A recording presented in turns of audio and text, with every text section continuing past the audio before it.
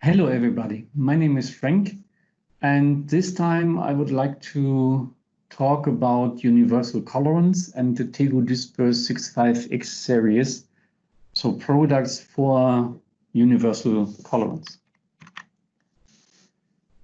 Universal colorants can be described as colorants that can be used to tint water-based coatings or paints and also solvent-based alkyd paints. So they contain usually water. So they contain water, of course, some humectant because they are mainly binder-free. Of course, a pigment, a dispersant, and maybe a grinding resin, but this is quite seldom. And these colorants then are compatible with water-borne white bases and with solvent-borne alkyd paints.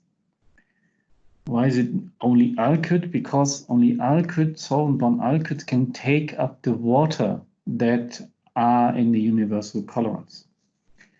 But still, it is quite a big challenge to be compatible in water and in solvent. And then also the colorants have to be stable. They go usually via dispenser into the paint, so they have to be stable in the dispenser, so the viscosity should be very stable over time. And in the end, they should not influence the properties like water resistance, drying time, or whatever too much.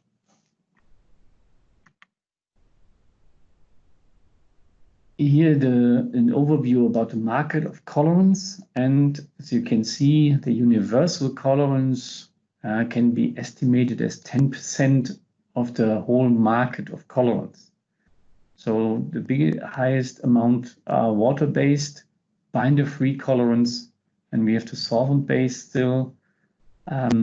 Water-based binder-containing is only a small portion, and 10% the whole market can be estimated as universal colorants. In the past, or still in some regions over the world, NPE structures are used in universal colorants. So when you look at this structure here, this aromatic ring, this was then the pigment Evonik group. So this sits on the pigment. Then it depends if it is in water, this ethoxylate chain can stabilize the pigment particle, or if it is in solvent, solvent-borne alkyd, this alkyl chain here will stabilize the pigment particle. So this is now the non-ionic structure, and there are also anionic structures available, which are phosphates in the end. So the phosphate can dissociate and gives additional electrostatic stabilization. Now these structures, especially the nonylphenol ethoxylate, the NPE, has a little issue in the environment. It can degrade to nonylphenol. So it can lose this ethoxylate chain, and then it creates nonylphenol. And nonylphenol, you see the structure here, can work like a female hormone, like estradiol. So hormones work only by the steric configuration that they have. And the nonylphenol can take this same configuration, and so it can work as a female hormone. And that is not what you want to have in the environment. And so we should reduce the use of nonylphenol wherever we can. In universal colorants, it is not that easy. And but there is a solution from our side here, the TEGO Dispers 65X series. So when you look at the structure, you find the same functionalities. So here is an aromatic ring that is the pigment affinity group. Then we have an ethoxylate chain that can stabilize the pigment particles in waterborne medium. And we have an alkyl chain here on this side. And this gives the stabilization then in a solvent-borne alkyd. What is different is that this aromatic ring is not within the chain, it is beside the chain. And what you can see here, it is polyether bondings. The whole structure is a polyether structure, and polyethers are very stable. So they will not degrade in environment and give nonylphenol or whatever. They are stable, they stay like they are in the environment. And so they are not as harmful as NPEs or APEs in the environment. The non-ionic structure still has an H412 because it is a very strong emulsifier. But the anionic structures that you can see here, also phosphates, they are free of any labeling. They do not carry any label, and so you can formulate label-free universal colorants with these structures, with the anionic structures. That are the TEGO Dispers 653 and the TEGO Dispers 656. You can see here the compatibility, so the delta E in water. So this is the water-based system, and this is the solvent-based alkyd. In comparison to a competitor product, so the compatibility in solvent is much better of 656 here, for instance, and also here with iron oxide red, the color acceptance much better. So the colorants are very good in water and in solvent-based alkyd systems. So a very critical thing for universal colorants, that was the year 2010, when all the alkyd paints went down in the VOC level to lower than 300 gram per liters.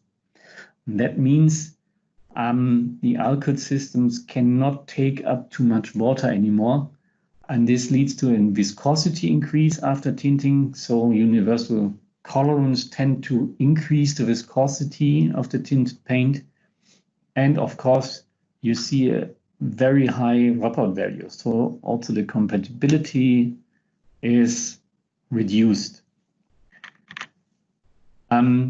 Here you can see what caused the problem of the viscosity increase. So here we have the water content of the colorant, and here we have the viscosity of the tinted paint.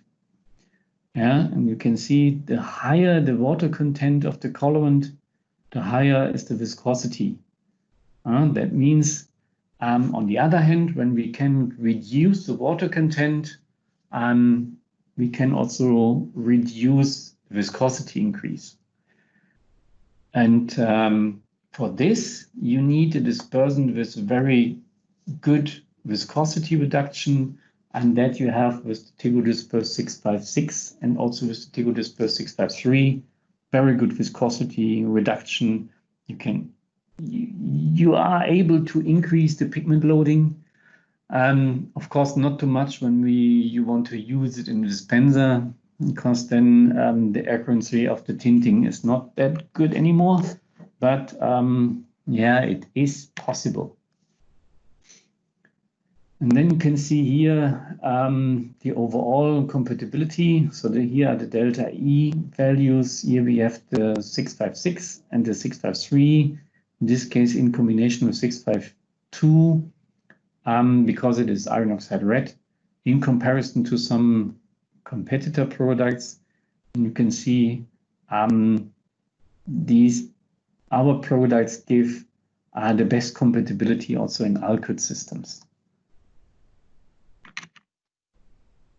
Another important point the influence on the paint properties, like water resistance. And here, what we did, we took a silicone resin paint that has a W24 value of lower than 0.1. After the fourth weathering, it has to be lower than 0.1. Then you can call it a silicone resin paint in Germany. And we took this paint and we tinted it with a normal universal colorant. And then you can see it is not really a silicone resin paint anymore, because the W24 value is now higher than 0.1. In the end, it is 0.2.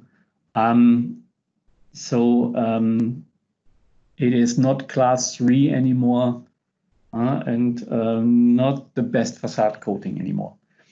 When you use a universal colorant based on TEGO Dispers 653 for this tinting, you can see the values here. It is still a silicone resin paint, so you can still call it a silicone resin paint, because the W24 value is lower than 0.1. Now you can see also the difference is there, but still in the fourth watering, the 0.1, the value is lower than 0.1, and so it is still a class 3 facade coating with TEGO Dispers 653. So universal colorants based on the TEGO Dispers 6.5 X series can be used even for facade coatings. That brings me to the final slides. So my name is Frank Klein-Steinberg. You can see my contact details here. So if you have any questions about universal colorants or dispersants or colorants in general, just give me a call or drop me an email. I will be happy to answer all your questions. We have, in addition, experts in several regions. So for instance, Dr. Zhu in China, Matthias in Southeast Asia, Nitin in India, George in North America, and also my colleague Guljai will be happy to answer your questions when you are from Europe, Middle East, or Africa. Thank you very much for your attention, and have a great day.